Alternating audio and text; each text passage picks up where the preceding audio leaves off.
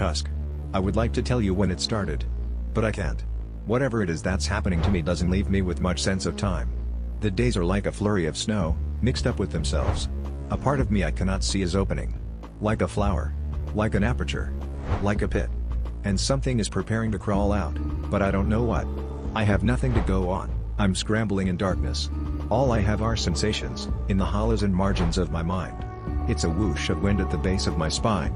The shudder when I walk, the quickening steps of my shadow.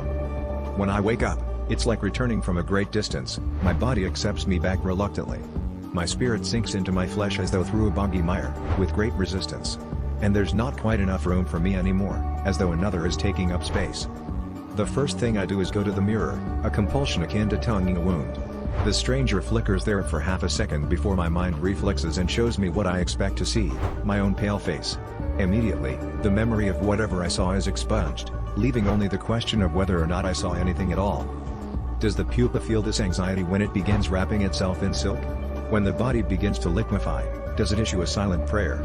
An apology? These days, when I enter a crowd, I am frightened for everyone around me. I hurry to be away from them as quickly as possible because whatever this thing is, ready to be born, it's not under my control. I'm barely under my control. I do things without meaning to, drop things, end up in places with no memory of how I got there. When I talk to people, half of what I say makes no sense, and I have to repeat myself slowly, enunciating each word carefully to avoid sounding like a gibbering imbecile. Every day, I have to work harder to hold on to who I am. But every day I remember less of who that is, and the struggle seems less important, the consequences of giving up less severe.